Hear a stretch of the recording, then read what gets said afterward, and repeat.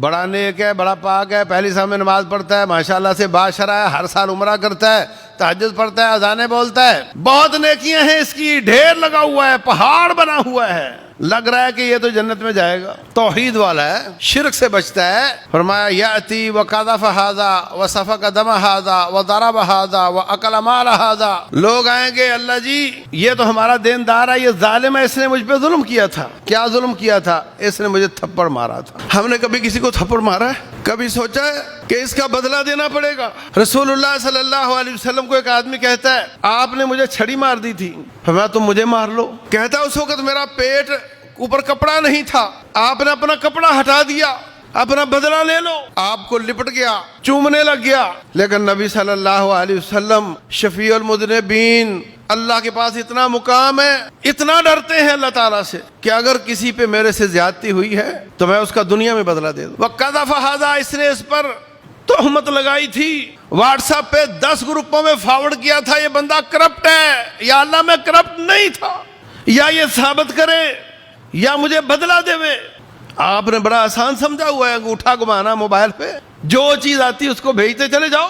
اس نے مجھ پر تہمت لگائی تھی، میری شہرت کو نقصان ہوا تھا، اس کی نیکیاں تول کر اس کو دے دی جائیں گی۔ اکل مال ھذا، یا اللہ اس نے وابڑا کا کنڈا لگایا ہوا تھا، اس کا بل سارے محلے پہ تقسیم ہوتا تھا، ہم سب آ گئے ہمیں اس کا بدلہ دیا جائے، اس کا بل ہم سب پہ ڈالا جاتا تھا، ہمیں اس کا بدلہ دیا جائے، ان کو بھی تول تول کر دے دیا جائے گا۔ کبھی سوچا ہم کیا کر رہے ہیں؟ ہمارے اے سی کا پانی لوگوں کے سروں پہ گرتا ہے، ہماری سیڑھیاں کس قدر اس نے گلی کو چھوٹا کر دیا جس کی وجہ سے لوگ گرتے ہیں، ہم گھر دھوتے ہیں تو پانی گلی میں سڑک ٹوٹتی ہے، لوگوں کے کپڑے خراب ہوتے ہیں، ایک ایک بدلہ دینا پڑے گا۔ اکل مال ھذا، اس نے میرے ساتھ فراڈ کیا تھا، بہت طریقے سے فراڈ کیا تھا، یا اللہ یہ کسی عدالت میں پکڑائی بھی نہیں دیتا تھا، میں بالکل چت ہو گیا تھا، یا اللہ اب تیرا دربار ہے، تیرے ہی گواہ ہیں، مجھے اس کا بدلہ دیا جائے۔ اور جس نے ہاتھ سے قرض لیا ہو اور وہ واپس نہ کرے،